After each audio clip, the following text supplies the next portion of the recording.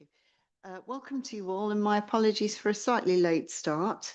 Welcome to Joanna Online. And I think we don't have any apologies today, do we? We're all here. We are. Excellent. Right. Well, we've got a very, very, very full agenda. So I think the officers are going to be highlighting as opposed to introducing areas of the reports before us. And we are going to start from the assumption, as I'm sure we all do, that you've been through these reports and you've got your comments ready. Can I just take this opportunity before we go any further to thank the officers, because I found the reports this time, okay, I know they came out a little bit later, or that might be my mail problem, but the reports were exceptionally clear and exceptionally sharp and readable.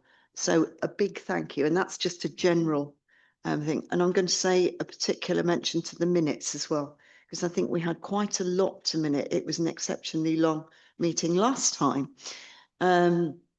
That they were very, very excellent in capturing the context of our discussions, where detail was not permitted to be given, but generally very clear. So big thank you to you all for that. Right, so let's go through. Item 3, do we have any declarations of pecuniary and non-pecuniary and prejudicial interests? Members to declare any interest in item on this agenda and the nature of such interest. This can be done now or at any time during the meeting. And I will start by declaring I'm a member of the East Riding Pension Scheme. Do we have anyone else?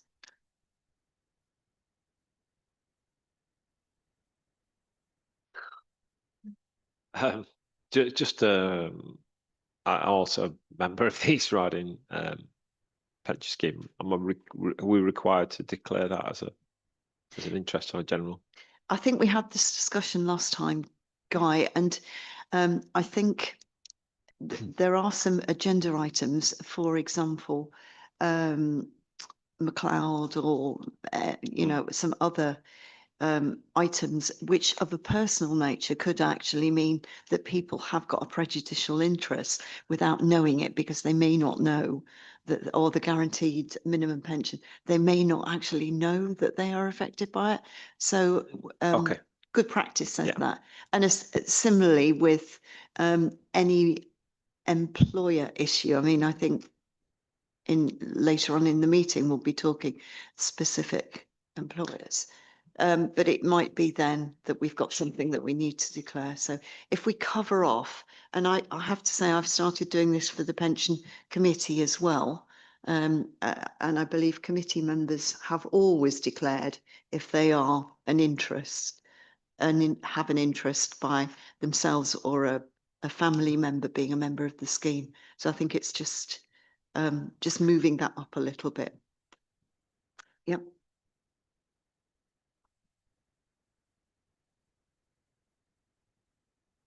I'll declare him a scheme member as well. Me too.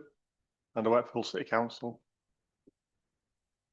I'll declare that I'm a scheme member as well, and employer is Hull Culture and Leisure Limited as a scheme employer. Excellent. Can I declare that I'm not a member because the government refused to allow us to do?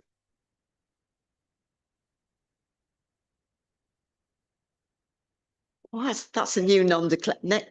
Right, so declarations and non-declarations of pecuniary and non-pecuniary interest. Right, okay, excellent, thank you. Right, board meeting minutes then, 6th of June. I have an apology to make. I have drafted the letter on, I think it's the green pages, sorry, I should have got this. On page 6. Thank you. So that will be winging its way to Liz after this meeting. So that one. So let's go through this. So comments, accuracy and matters arising on page 1. Linda, if I could, I think just on the, again, it's on the declarations on page 1, it says I'm an employer representative for Hull. I think that's a little bit misleading. It's Hull Culture and Leisure Limited. Thank you. Culture and Culture and Leisure Leisure. Limited. Yep, thank you. Page 2. I don't know whether we mentioned it specifically last time or after the meeting, but we did say that we were going to get an action log together, didn't we? Of matters arising, and just sort of just put this, because I think we are, as we're going through, we seem to be having more and more of these actions, and just so that we don't lose them.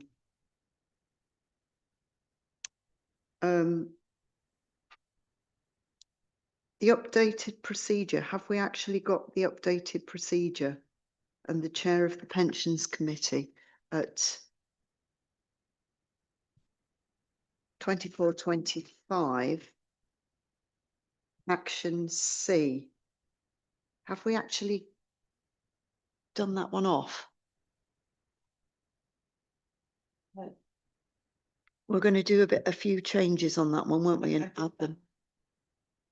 Has it gone round to the board and committee? Committee have had it and.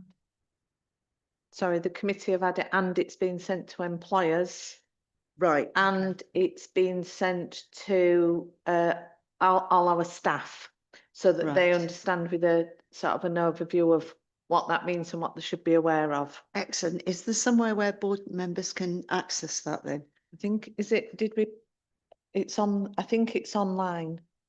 Yeah, I'm sure we've published it. Okay, Yeah, something, a web link or something would be really helpful if we. yeah, we can, yeah. Thank we you. can do. Okay. The annual report, I don't know whether there are any further comments from absent board members last time. Do we have anything from that one? This is the problem with having so many action points from a meeting, isn't it?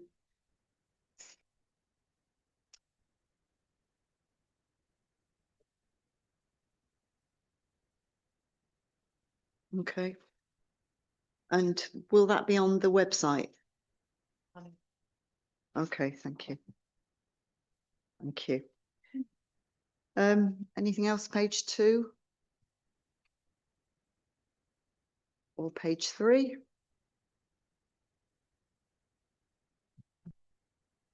And 4.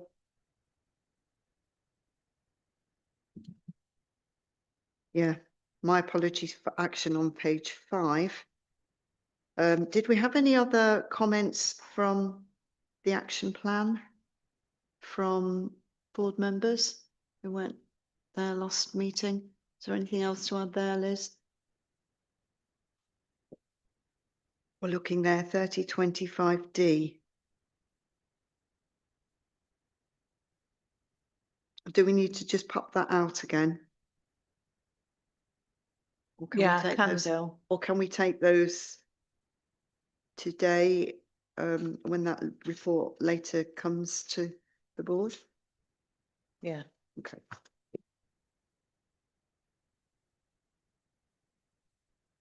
And items, page 6. And I think we've written to the employers, haven't they? Do you want to just use that to just give an update of the response you got to that letter, Liz? I think, Lisa, can you give that update? You know, the letter that went to employers informing them of the change in some of the procedures. Yeah, absolutely. Am I on? I'm on. Yeah, thank you. Yeah, so we had feedback from one member of the council and also from one employer wanting more information about how to request estimates that were urgent. And a member of the board did get in touch with us as well, but that's the extent of the feedback that we've had. And we've not had any feedback from members as such, apart from the one that came via the committee member. So, yeah, it's been Okay. relatively smooth and quiet. Okay. But making an impact.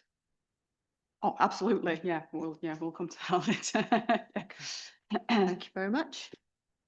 I was just going to say that I've noticed that members have been fairly accepting when we've been telling people and giving them the alternative ways of getting estimates and that sort of thing.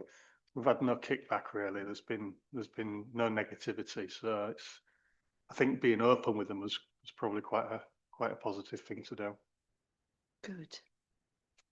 So, given the concern that there was about doing this, it seems that you've turned it to a positive experience, even if it was, you know, in the face of adversity. And I well done, well done. That transparency, I think, is really helpful. And Ray, thank you for your comments, because I know you've put a lot of work into this. Appreciated. Okay. Right. Next item, Pensions Committee. Meeting minutes. Just to draw attention that you note that the committee did discuss the McLeod remedy, and the findings and recommendations from the committee are on page 9. We'll be talking about those later on. If I may, are we going to talk? I didn't want to go into details with it, but I was going to ask, what's it going to cost us? Which is just simple. What gonna cost us? Oh, do we know yet the cost in the benefit calculation? No, we don't, because we still don't know exactly how many members will require rectification or the values of that rectification. So that will be the next stage, but that's subject to the software being able to deliver and extract that information so that then we can begin that rectification exercise. I think that original estimates of potentially the number of members that could have been involved, that's now reduced. We think that that might be a lower number, but we haven't got a cost, and they actually do factor in an estimated cost on the benefits when they've done the 22 valuation, and we'll do it again for the 25 valuation, because we weren't able to submit McLeod data. We didn't have it, so we couldn't submit it. Okay. Any other comments on the minutes? Okay. So on to item 6. And Neil, you're taking this report? Yeah. Thank you. Thank you, Chair, and good morning to everyone.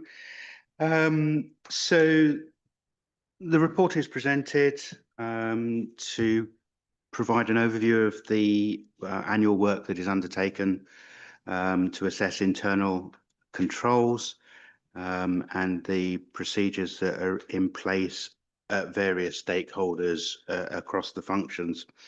The conclusions are presented, and I'll take the report and the appendices as read, but I'll just sort of highlight a few things. The conclusions are of the various different the stakeholders are presented. So that's Border to Coast, State Street as our custodian, the internal pensions administration and the pensions investment team, as well as the compliance statement with the investment strategy statement on behalf of Director of Corporate Resources.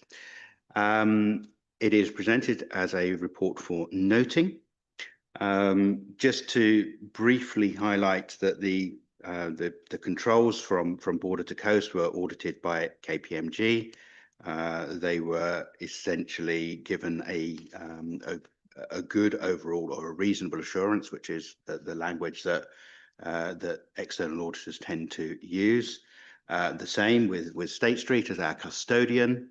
Ernst & Young in this case provided their assurance over those controls and that they are operated effectively during the year. In terms of the internal controls, those are undertaken by SWAP, the internal audit counterparty that we have the arrangements with now. They provided a assurance of substantial over both the administration areas and the investment areas. And then finally, Darren kindly provided his assurance of compliance with the ISS, which is attached in the final appendix. Overall, I would say that, you know, the findings of each of those provide the board with assurance, you know, that the control level is at least good. Notwithstanding that complacency is, you know, not something to take into account, and we are constantly looking at the control environment and what we can do to address potential weaknesses as they arise, for example. So, but I'll take any questions if there are any.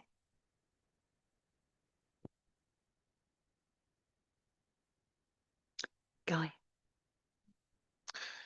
Yeah, a really good level of assurance, you know, from across the, you know, the 4 reports. I was just reflecting on the issue of, you know, cyber security. And I suppose the question is, should we be extending, you know, this report to cover some of the external work we know is undertaken around general and specific IT related controls? So I suppose the question, are there other reports that we could potentially be bringing into this assessment to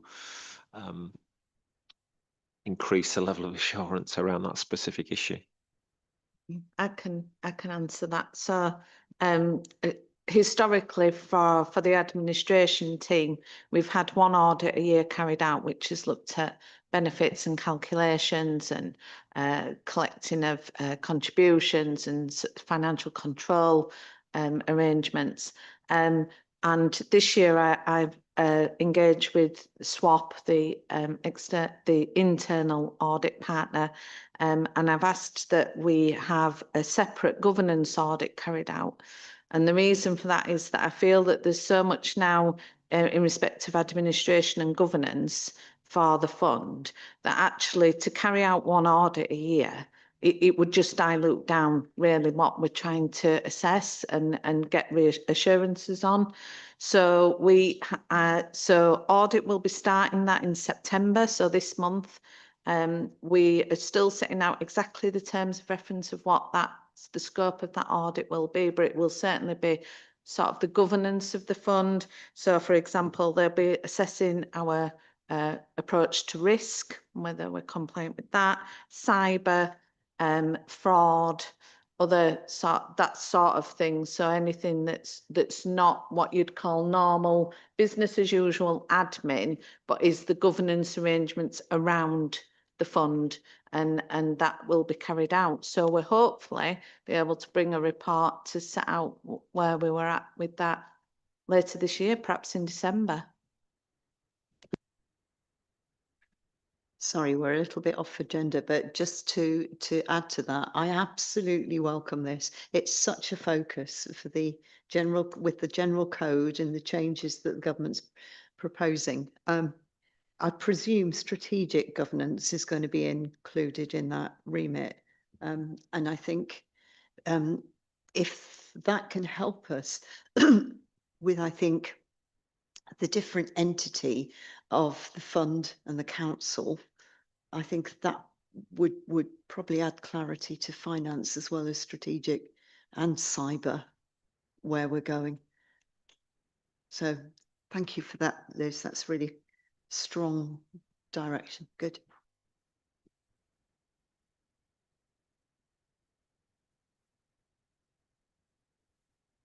Right.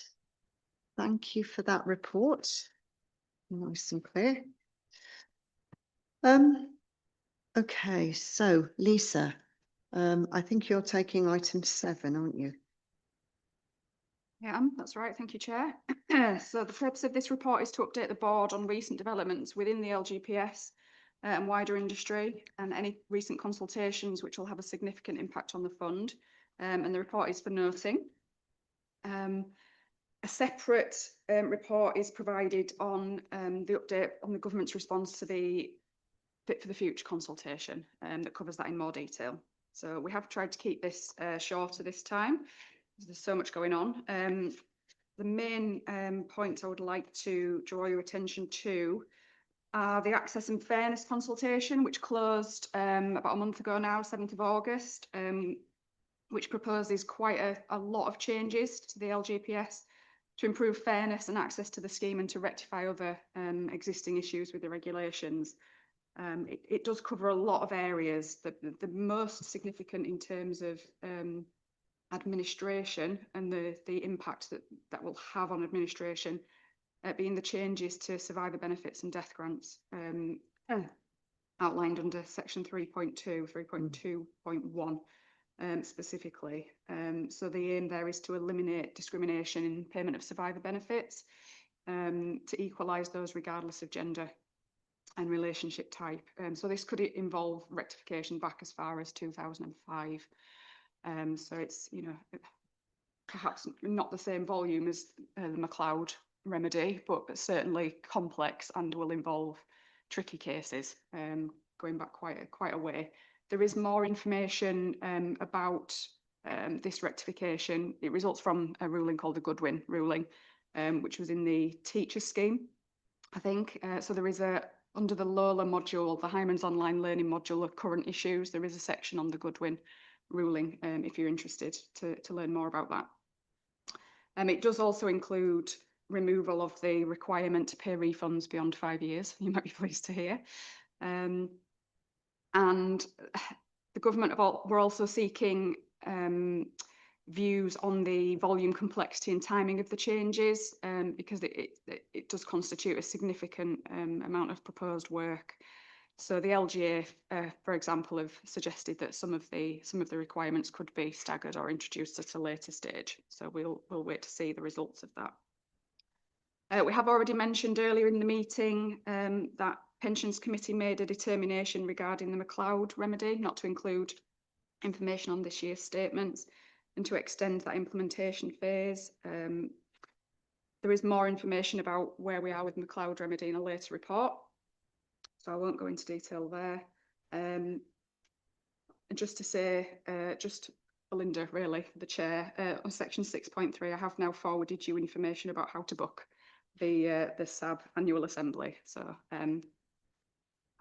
that's it from me, unless there are any comments or questions on the report.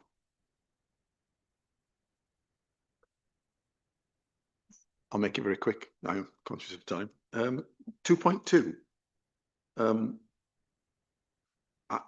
I read it. I understand what it says. I don't understand what it means. So, I just wondered if you could give me a really brief thing. Is what does it actually affect in terms of the actuarial confirmation from past benefit changes? The new legislation will allow pension schemes to obtain. Yeah, okay, so essentially there was a ruling against Virgin Media, the pension scheme, because they were the changes had been made to the scheme and they couldn't prove that they had requested confirmation from actuaries that this wouldn't have a detrimental effect on people who've been contracted out. And this potentially had implications for a lot of pension schemes, including the LGPS. However, it's now been confirmed that we will be able to get those actuarial certificates retrospectively. So we won't have to undo everything we've done since 1997. Yeah, yeah, it was a worry for a time, but yeah, yeah, thankfully that's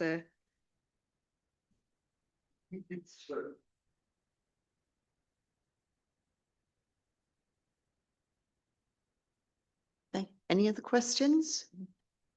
Okay, shall we go on to item 8? And I believe our pensions manager will be taking this one. Yes, thank you, Chair. Yeah. So the Fit for the Future consultation, we've had a response to that. That was provided by the government on the 29th of May 2025. It's focusing on three key areas. Government governance reforms, pooling and local investment.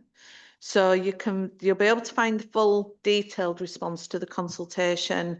I've put a link to that and the information on that at 1.4. I'm sure if you Google it, it'll be easy to find. At the moment, the current position is that we've had the response, but any regulations and statutory guidance is still awaited.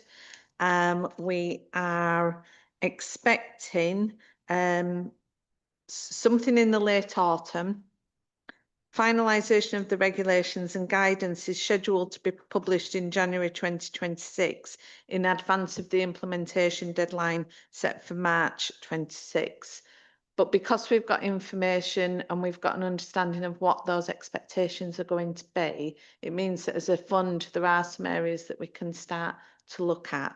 So we thought it would be useful to bring this report to the board at this stage to give you that quite high level overview of what's going on. And then what we might find is at the next meeting in December, we might have a bit more information and we've set the scene and then we can build on that.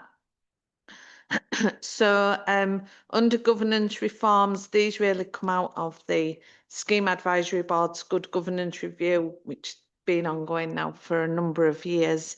There are a number of recommendations that have been sort of carried forward by the government, including mandated training for pension committee members, which will bring pensions committees in line with pension boards where your training is already mandated. And there'll be an increased expectation on knowledge for fund officers as well. There is going to be an expectation that knowledge will be individual and not collective. So there's going to be some challenges around that as fund officers will need to consider and address. There's going to be new requirements on preparing strategies. That includes pensions administration strategy. The fund has had a pension administration strategy in place for a number of years. There may be some guidance around what that needs to look like in its format and what should be included, so we can review at that stage. But there's also strategies on governance, knowledge and training, which we'll look at and address. The administering authority will be required to appoint a senior LGPS officer who will have overall responsibility for the management, business planning, strategy and administration of the fund. We're awaiting guidance on that, which we expect we will receive in the autumn, to look at what that role will be, how that can be appointment procedure for that, and how that role will interact with the existing Section 151 officers' role in the administering authority. One of the other key areas is a requirement to participate in an independent governance review every 3 years. Originally, they'd suggested that would be every 2. That's been pushed back, and now that will be every 3 years. There won't be any direction on when in a 3-year period that needs to be carried out.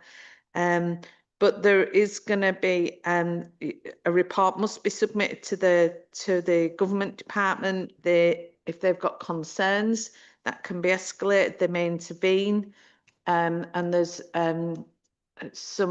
some legislation going through the pensions bill now, which would enable the government to enforce a compulsory merger of funds where they feel that they're not up to a certain standard for administration and governance. So those powers are going to be coming into place. The other thing to say about the independent governance review is that there's going to be an opportunity to do peer reviews, which is something that local authorities have had already available. The East Riding Council had a peer review. Peer review was carried out a few years ago through the LGA, and that's going to be offered to pension funds as well for that peer review to be carried out. So they're the main things around the governance. There's some proposed changes on pooling. I think some of that's already covered by Neil or has been covered in the past, but Mainly it's around requiring FCA authorisation for pooling companies, combining all assets, including non-transferable ones, investment strategy advice, increasing the services on investment strategy advice, and shifting the decision making from committees to the pools. So those proposals are going ahead. That will mean some changes to the investment team and the border to coast pool and what's required in that. So I know that that's already worked, that the investment team are working with border to coast to get that in place. There were also some changes around some of the pools. 2 of the 8 pools, Brunel and Access, were told by the government that their arrangements could not continue, and they were given until the 31st of March 2026 to find a new pool completed. So that work's underway. There are 21 funds in those 2 pools who now need to find a new home in respect of pooling, and that we expect will impact on border to coast. And I think Neil might be able to provide an update on that later on. And the last area was really around local investment and the commentary from the government about needing more UK pension assets to be invested in the UK.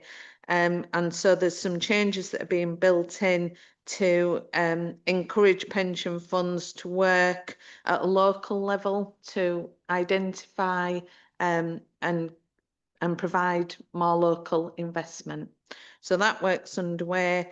Like I say, we're still waiting legislation and guidance, but these proposals are now sort of there on the table. That consultation is completed, and we will continue to keep the board up to date on the impact of these changes and what actions being carried out by the fund to implement those with an aim to be compliant by the 31st of March 26. So happy to take any specific questions.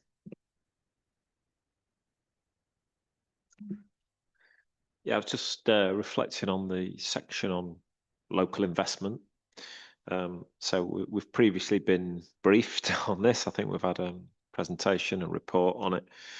And I recall we discussed some of the challenges and the clarifications required. I'm reading paragraphs 4.1 through to 4.4. And I suppose my conclusion is it still feels quite vague at this point, stating the obvious. So have we got any concerns in terms of the impact on the fund's investment strategy, or I suppose overall management of the fund itself as a consequence of that vagueness? So the short answer probably is that this is fast pace and there's a lot to cover between now and March. And we don't have all the answers at this point in time. I think from the local investment perspective, specifically that the top level requirement will be that individual funds, individual schemes have a more specific statement of what their stance is in relation to local investment. So it will be a more dedicated pool of capital, as opposed to how up until now we have been managing that with we've for years the fund has done local investments, but we haven't had a specific dedicated pool of capital. We've allocated it through the other asset classes accordingly. But I think it is fair to say that we have got to move at some pace between now and March. We are in discussions with the pool. The pool will be the principal investment manager for the fund. That no further investment will be undertaken at or through a local team, i.e. us. So that will mean that is there. We already have UK opportunities. We've invested in UK opportunities as a fund, which was agreed with committee.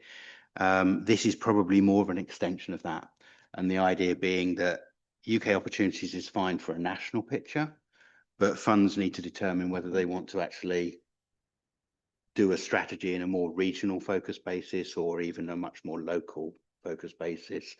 You know, I have my own opinions on what is and is not achievable, but you know, we are working with the pool to try and establish the right framework for that. There was a workshop, I'm going to say 4 weeks ago.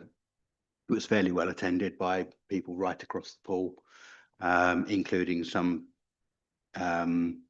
scheme members who may not ordinarily be involved in the pension fund, etc., etc. So, you know, quite a wide participation where they outlined the straw man effectively for what they were going to do, but the detail is still being, and it's going to be dynamic and quick. I think we have to, you know, there'll be things that happen in the next few months that happen, but I'm confident we'll get there, if that helps. Yeah. Thank you. Councillor Wilkinson. I had just two, one of which Neil's going to talk about, which is 3.4 and 3.4, 3.4 and 3.4 stroke 5. So I'll listen with intent when he explains that later. The other bit was a similar sort of question. My question was, I suppose the only last bit of that on the local investment was, given the fact that our pool, border to coast, covers a massive swathe of the United Kingdom, how are we local? So the answer to that is that the pool will act as the conduit, the investment manager for these. Now, what they're doing is they have the UK Opportunities Fund. That is a UK-wide scheme. We are investors in that scheme, and that fund has already made 4 different allocations today. What they're looking to attach to that is other more bespoke solutions. They can't do everything for everybody. It's just impossible. And, you know, we range today from, you know, up in, you know, northeast and Cumbria and so on, all the way down to Surrey, and that's only going to grow. Come on to that in a bit. But you can't possibly cover every area with a bespoke strategy that easily, not without enormous resourcing requirements. But they have appointed a UK manager, which is a good step forward. They have put, as I say, a straw man together for the different, there are basically three different options that are available to funds, which is, you know, essentially you do just stick with your UK opportunities, broad, and that's it. You come up with a more regional focus, i.e. you work with a number of the local authorities that are in your general regional coverage. So, for example, you know, you might have a northeast sleeve or something like that that you participate, or even a central sleeve around this area and South Yorkshire and so on. The third is that you do a bespoke program where you actually define very specifically what you want to do. And that might be that you say, well, our priority is X, whatever X may be. And you would define that with the local authorities and with the combined authority and other stakeholders. And you then set aside a dedicated amount of capital to that to be executed over however many years. And then the pool would go away and source, you know, they would do an RFP, which is effectively a procurement exercise, to find a manager to go away and deliver that for you. Those are the 3 high level things, but you know, the detail behind those we're working on. I don't know if, again, that hopefully that helps with what we know today. Can I just ask whether or not board members are getting the CEO's update from Border to Coast, because I think that will give a bit of context. The other thing that I found incredibly helpful is Pensions Age. They have got some really, well, it's sort of like the trade press, I would say, isn't it? And as well as the LGPS bulletin, they provide reflective comment as opposed to defined statutory procedures. And I think that's quite good. It is such a rapidly changing field, case law, like the Virgin Media, and the Fit for the Future consultation. It seems like there's long gaps between board meetings where an awful lot happens, but that's the nature of where I think we are at the moment, isn't it? And the definition of local is challenging, to say the least. I have never been summoned to the scheme advisory board like I am being in October, and I think that is about an unparalleled briefing on what we need to be doing locally. So I think there's more and more and more coming out on prescriptive ways forward and interpretive ways forward, and it's just about us trying to keep pace with that. But thank you. Okay. Anyone want to add to that, or no? Shall we move on? Okay. Talking about case law and challenges, I think our assistant pensions manager is going to talk us through another project, the Guaranteed Minimum Pension Reconciliation Project. Yes, thank you, Chair. So this report provides an update on the exercise to reconcile and rectify guaranteed minimum pension values. This is a national project to compare the GMP information held by pension funds and schemes against what was held by HMRC. It aims to reconcile those figures, match them and rectify them where they're deemed to be incorrect, to make sure that we're paying the correct pension, the correct increases to our pensioners. So some years ago, the fund commissioned Intellica to undertake elements of the reconciliation project, and this report sets out progress to date and details the next stage of the exercise, which is to rectify remaining pensions where the benefit details held on the administration system have been found to be incorrect. So the report is for noting. So the report outlines the reconciliation stage, which was completed under section 2, and the stage we're at now is rectification, which is outlined at section 3. We're hoping that the majority of the straightforward cases can be rectified automatically using Intellica's bulk data interface. So I've outlined our plan from section 3.7 on.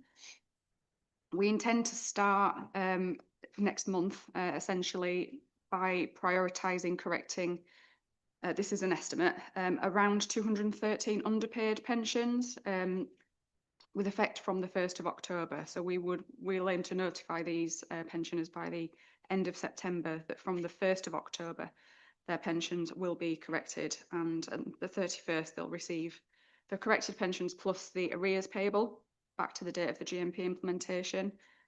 We then aim to quickly follow that up with rectifying the straightforward overpayment cases that remain, with the intention to rectify those from the 1st of January. So we will write to those members by the 30th of November to give them extra notice. So that will give them 2 months notice to the January pay date that their pensions will be paid at a reduced but corrected rate.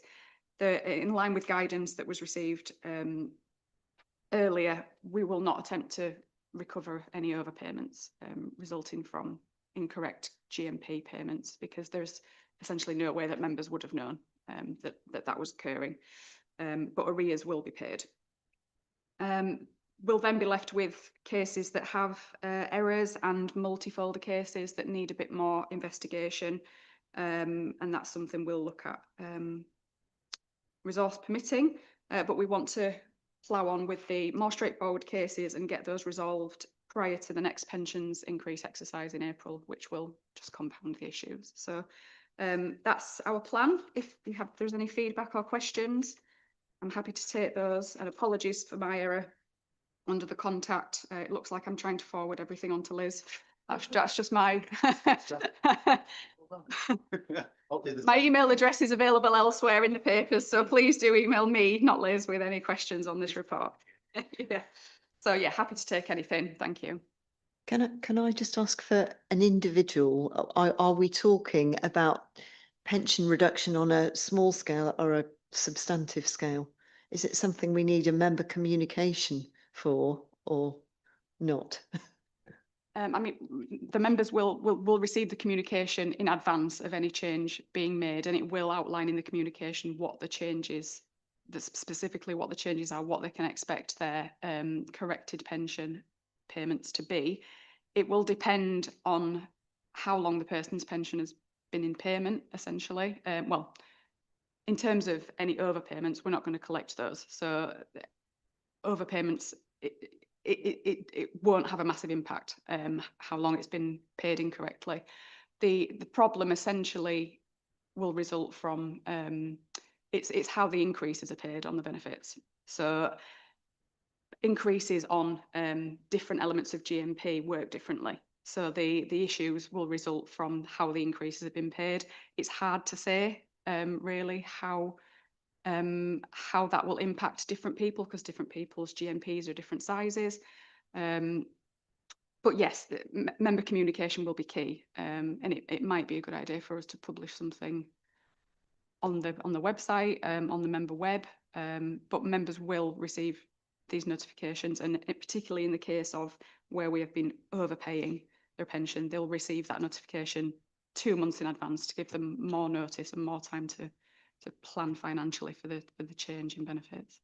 But yeah, happy to take any other suggestions about what we could. Well, just wondering whether this is an opportunity just to help direct them. I mean, if there are individuals who are disadvantaged from this, and there are going to be, it might be useful just to add in sources of support and financial advice if it is going to. I'm thinking of people who might be on the threshold of a supplementary pension, for example. It might be an opportunity to just add that to some sort of. We could certainly add something in. Communicate. I mean, the appeals paragraph goes into any communications where a decision is Sure, made sure. about a person's Yeah. pension benefits, but we could certainly add something in directing people to the Money and Pension Service, Money Helper, for example, if they've got any concerns or they want any advice about other benefits, certainly. I would just say, to put in context, we're talking about a few hundred members who are in receipt of a pension when we're paying 30-odd thousand.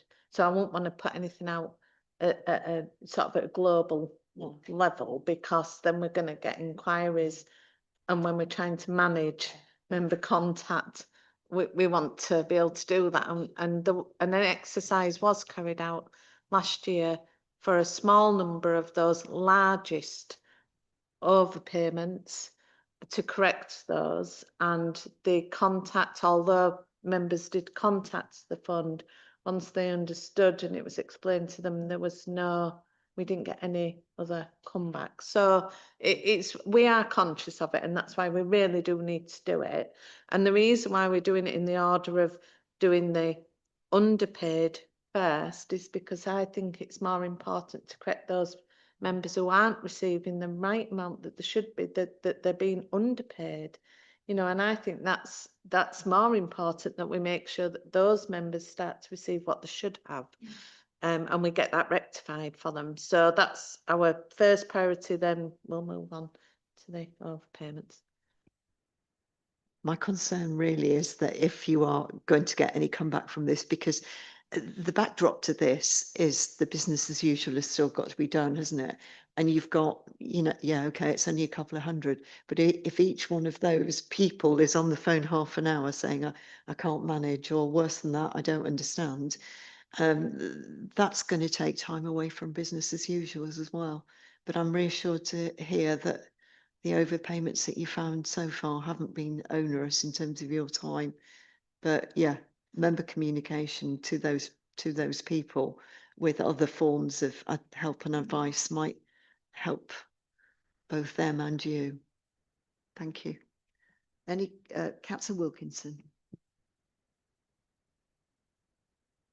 I couldn't help but smile when your conclusion says the reliance on HMRC as a third party has been the main source of complication.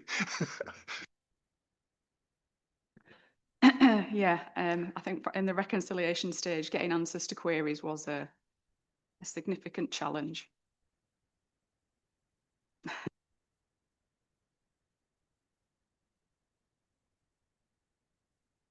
Thank you very much. Now, I think Lindsay Gardner's on leave, so pensions manager will be taking this report, I believe, next. Thank you, Chair. Yeah, this is just a very quick update on the pensions dashboard. The dashboard is a national project that's underway for all pension funds, not just the LGPS. This is all pension funds, and it will enable scheme members to access all their pension details, including the state pension, through a secure online platform. So we're required, the East Riding Pension Fund is required to connect to the dashboard system by the 31st of October 2025. The current timetable for actually that going live is at the moment the 31st of October 2026. That could be subject to some change from the government, but at the moment we're working towards those dates. So just as a very quick update, just to say that we everything's on track. We're happy with the position that we're in. We're going to be using Civica to provide our ISP provider, which is basically the route where those connections will be made. Will go through Civica. It fits well with our existing UPM system. We're working with Prudential, who hold scheme members AVC data, and Prudential we're using a multi-source approach, which means that if a member accesses the dashboard, they'll see their main scheme benefits from us, and their AVC information will come through from Prudential. So we're not going to try and hold that and have a single source approach. So we're comfortable with that. There's a lot of work going on to make sure that we're doing data cleansing. Our data is going to be even more under scrutiny, and even more important that member records are up to date, and so that when members access it, they've got the right accurate information within a matter of days. That's going to be a requirement. So it's really important that we get up to speed with where we need to be with that. And one of the latest decisions we've needed to make has been around the matching criteria. So this is basically saying, what criteria do you want to say that somebody's an exact match or a possible match? So the standard default rules, or the industry standard recommended, would say that to have a full match, you'd want the surname, date of birth and national insurance number to all be an exact match, or an alternative surname and date of birth and national insurance number.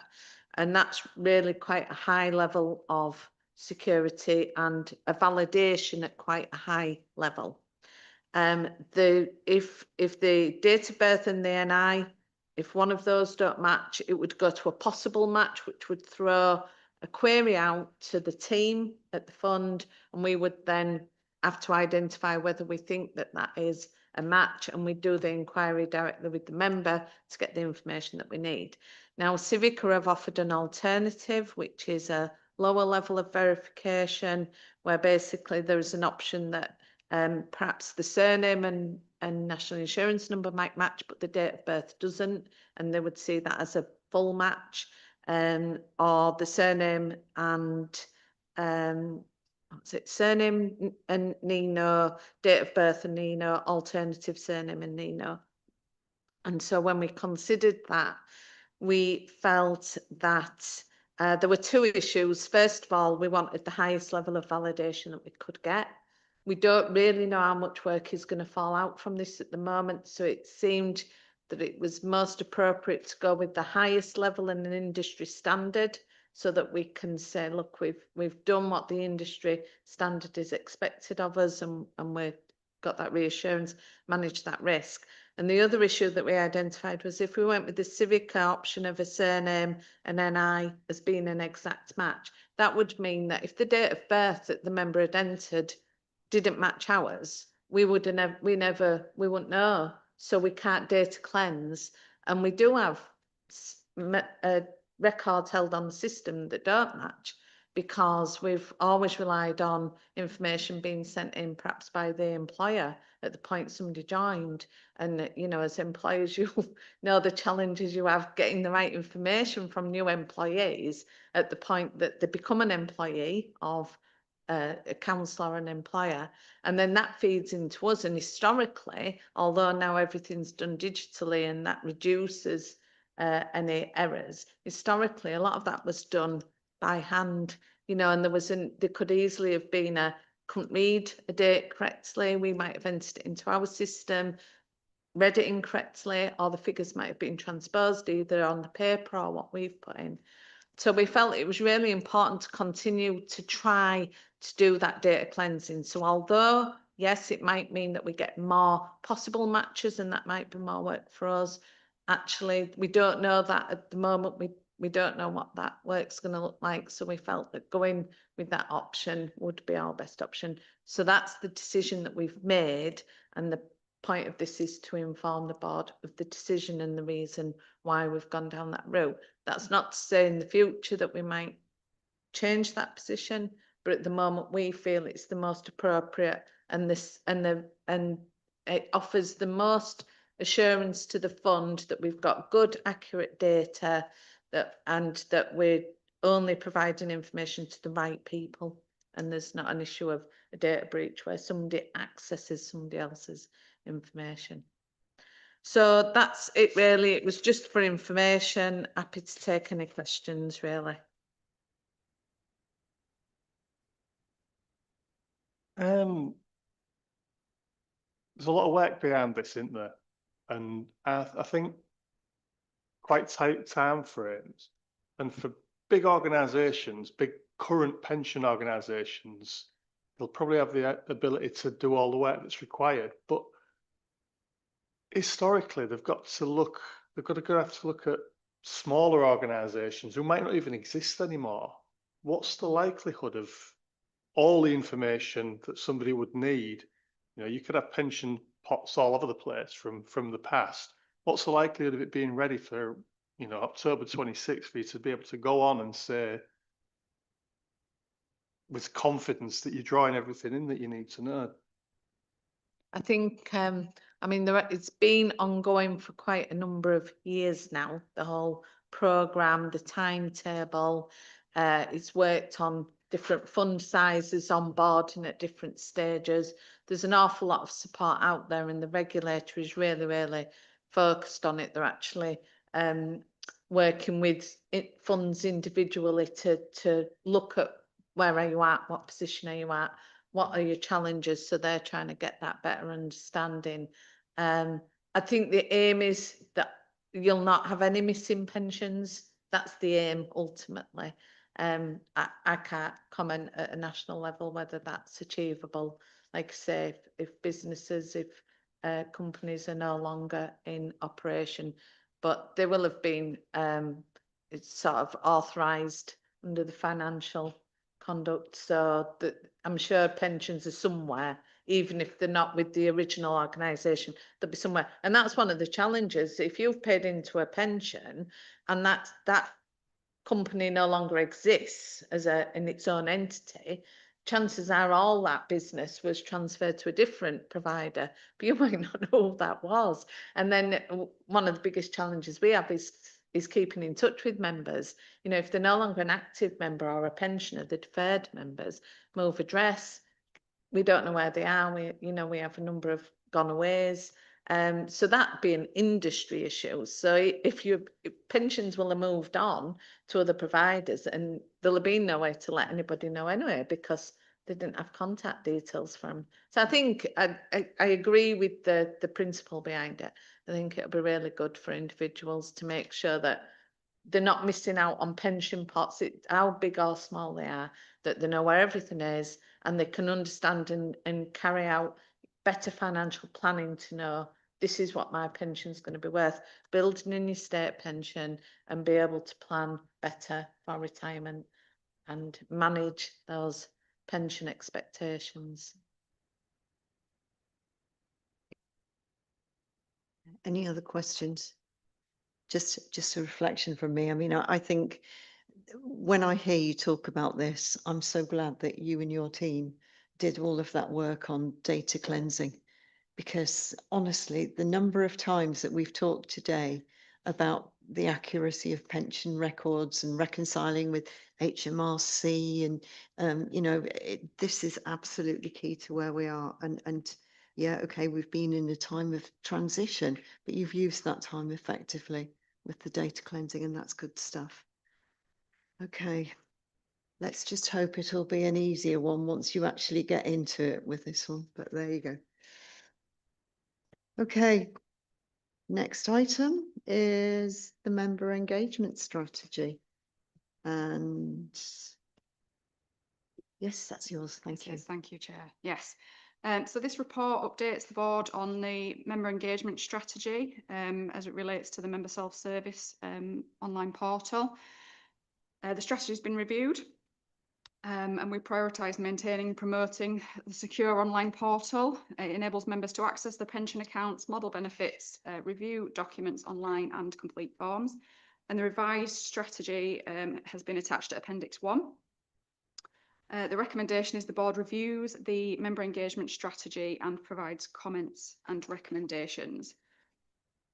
So the current position is that this, for the second year in May 2025, joint P60s and pay slips for pensioners were again only sent in the post for those who'd opted out of the online service. And actually the 2025 annual benefit statement exercise is the second exercise now where paper statements have only been sent to those who've opted out of the online service.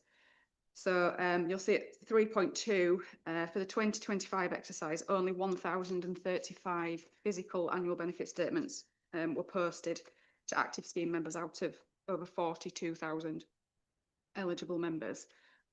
We did issue letters to those who hadn't yet completed the registration. That is a requirement that we do still issue something to them. But this provided a QR code to enable them to complete the registration as quickly and easily as possible.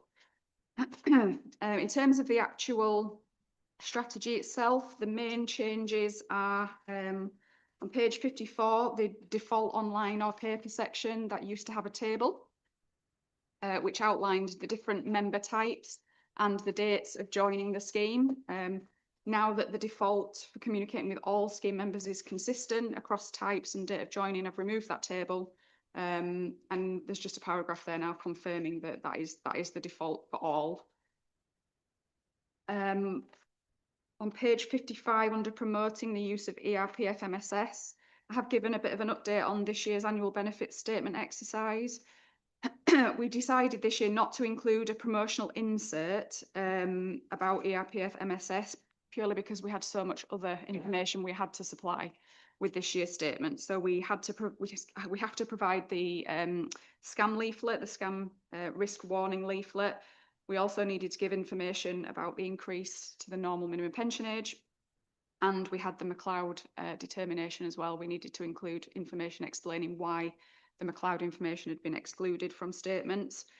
So we didn't want to overwhelm members, but the QR code, as I said, was provided with the letters that went out. So the benefit statement itself is going to be reviewed in full next year because of the McLeod requirements and just because of the time. It's been a while since it's had a full review. So that will be looked at next year. We have also reviewed the target sign-up rate. So there is more detail about this in the report, but the initial scope was to achieve 25% within 5 years, which would have been January 2026. That target was met early in 2024, so it was updated to a target of 50% by 2028. It's been reviewed again, and I think in my admin and KPIs report, there's more information about how the membership sign-up rates increased over the last year. But we've decided to review it again, and we've come up with 60% of membership by the end of 2028. This is because the increase in sign-up rates is beginning to slow, despite us pushing membership over as a default after the annual benefit statement exercise and the payslip and P60 exercise. So we think this higher target does remain ambitious if we look at the standard increase that we would get from transferring members between statuses and putting new members by default onto the online platform. But we think it's achievable. We think we still will be able to complete exercises to get to that 60%, which we think would put us in a very good position in comparison to other funds, certainly. So yeah, happy to take any comments on the strategy or the contents of the report, or any questions about anything that's in there as well. Thank you. Lisa, 3.3 and 3.6, particularly just looking at 3.6 and the increase of take-up, that's 6.47. Do we know how does that relate to the number of new scheme members? Because I'm just quizzical about the fact that the level of uptake is levelling off, as you say, but is that proportion that is signing up predominantly those people who are new members who are registering, as opposed to long-standing existing scheme members who are simply not signing up? Yeah, I don't have that breakdown for you. I can't confirm that today. No, I just wondered whether it was a sort of a gut feeling at this stage, because at 3.3, that clearly not everyone who is a new member who is clearly has not opted out, but hasn't registered, is still not showing then as somebody online. So they're just floating, aren't they, in that sense, because they're not getting access to a annual benefit statement because they've not opted out, but they're also not accessing the online one because they haven't registered. Yeah, so people who have been put by default online, so new members joining the scheme, and also members who've changed status. So for example, early leavers who've been made deferred, or people who have taken their pension into payment, they are also transferred online at that point. So I don't know for certain what sort of percentage of members that would constitute. Because I was just wondering for future, for potentially when we have revenue resources to be able to target certain groups, is that, well, is the increase potentially simply the uplift of scheme members who are not opting out, who are then waiting to register at some stage? And is the bulk of people that are not registered or online those that have been long-standing members who maybe have no intention of actually ever signing up to be online? So it's targeting which groups will give you the greatest benefit of the increase, as opposed to trying to capture all who are not scheme members, or sorry, not online members, as it were. Yeah, it would definitely be helpful to get more understanding of that. And in the past, so the members who we've put online who haven't yet completed the registration, they are what we call pending members. So on our system, they will show us their preferred method of communication is pending. So for lots of types of work process where there is a disclosure requirement, we will still write to these people. So for the annual benefit statements, for example, they will get a letter with a QR code encouraging them to sign up, saying your benefit statement's available online, you need to complete your registration in order to view that or opt out. But yes, that's something we've looked at before. We've targeted these pending members. We've written out to them and reminded them of the benefits, encouraged them to sign up. As you've said, with resources as they are, it's not something we've been doing in the last year or so. But if we could get a better understanding of what sort of numbers we're looking at in terms of those that we're transferring over automatically, and whether that represents the increase or whether the slowing is another reason, then yeah, we could target Because that there must be a better. correlation between the number of new scheme members and the number of scheme members who are actually then going online, because one is forcing that, because as a new scheme member, you're opted out anyway. You're opted in, sorry, rather, and you haven't taken the opportunity to opt out, but you Yeah. may not have registered. Providing they finish the registration. Yeah, and again, I suppose in the longer term, for Yeah. me, is the issue is that, to me, there's an issue about looking at the registration process as to whether that could be simplified in some ways in the future to encourage more take up in some ways, because sometimes it can be, well, a barrier in many cases to some people doing that. Yeah, and that's certainly something we experience with the support that we've provided to members is once people get registered, they usually have minimal issues in accessing the system going forwards. It's the registration that does require the most support from the fund. We have tried various things. We've had frequently asked questions that we've put on a link on the website. And also now when we send security codes out to members, we do have a single sheet with the steps required to register laid out in a quite an accessible format that simplifies it, makes it look less intimidating. But yeah, there's definitely. Because originally when you used to sign up, I know when I did it, the fact that you then had to wait a week or a fortnight before your password came in the post. Yeah, your security code Yeah. comes in the post as Yeah, a security measure to ensure that you Which- are. Yeah. Counterintuitive in the sense is if you're looking for a code, you almost now seek that instantly in order you can do it at the time, as opposed to waiting something to come in the post, which doesn't seem necessarily at that time as secure. But yeah. Yeah, so the initial security code goes in the post to the postal address that we hold as a measure to ensure that you are the person who lives at that address, essentially. And then the next code is one that comes to your email address to ensure that is your email address. But yes, it's a long process. Yeah. Absolutely. Yeah.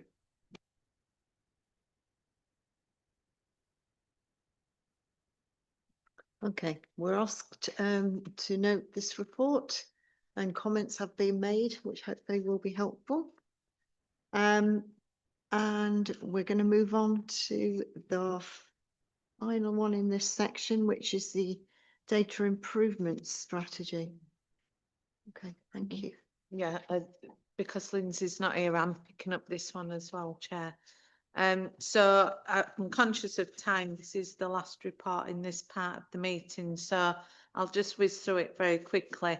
As the board will know, we do already have a number of processes in place for collecting and recording member data, quite robust procedures, including we've got the members self-service portal, and we've got monthly data collection, which is now mandatory for all employers. We only collect information from employers digitally, and that's mandatory. And for all new employers who join the scheme, they're immediately set up in that way. We've got a number of processes in place where we measure and review the data that we hold. So we're making sure it's compliant with the regulator, and we extract our data for the pension regulators report that they will ask for. And we also, having that data in place means that we're comfortable and we're satisfied that we're calculating and paying accurate pension benefits, which is obviously that's basically what we're here to do. And that members have got that information that they can make those important decisions. So the current position on the data improvement strategy, the revised one is attached to Appendix 1. It includes an action plan which can be found at page 75. What I would say is there are a number of things that are underway that we need to do. We know we need to do a little bit more to be ready for the pensions dashboard. We've got some backlogs of work around aggregation and those members early leavers that will need processing. So that means our data it isn't up to date and accurate, it's not in the right place, we know that, we've acknowledged that. So that's work that we need to do. We've also got an exercise underway to procure a new provider for our mortality screening and looking for gone away members. So that our existing contract ended and we're now going through that procurement process using the LGPS framework to hopefully procure a new contractor in the next few months so we can get back on with doing that. We're constantly looking at our validations on the system. What can we do to enhance that? What can we do better? We've got dedicated resources in place that do look at member data. So we have a separate team that looks after member data, data that's coming in and carries out those validations. So we're in a good place with member data, but there is work still needs to be done. And obviously with our position at the moment, we know we're falling behind in some areas, but we're comfortable we can bring that back. So I'm happy to take any questions at all on that. Okay, very mindful of time, and I'm in two minds on whether or not to say we give feedback after the meeting, unless there's any quick questions on this. Bearing in mind this one's not going to go to committee, so it is for us to add and amend. But rather than have a long sorry, and Lindsay's not here as well to give specifics. Do we want to take feedback outside of this meeting? So are people happy with that? Okay, right. Do we want to give a timeline on when is Lindsay back from leave? So Yeah. if we said by the end of next week, because we don't want to impede her progress, would that be okay? Yeah, that's fine. Yeah. Well, just I'm when happy I with did the that. next board meeting, I think. That'll be fine. I mean, Oh, will it? Right. Yeah, yeah. Jolly good. It's all working. Right. Yeah. Happy, all happy with that? Okay, right. Well, in that case, we'll move on. There are no other items under 13, which are, to my knowledge, urgent by reason of special circumstances, unless anybody's got anything they wish to know. Okay. Well, in that case, the board is asked to consider excluding the press and public from the meeting for consideration of the following items on the grounds that they're likely to involve the disclosure of exempt information as defined in paragraph 3 of part 1 of schedule 12A of the Local Government Act 1972. In making its decision, the board is asked to confirm that having regard to all circumstances, it is satisfied that the public interest in maintaining the exemption outweighs the public interest in disclosing the information. Can I ask if we're all in agreement? Aye, so that is carried. And I would now say thank you to those attending online, and we don't have any in public, and the meeting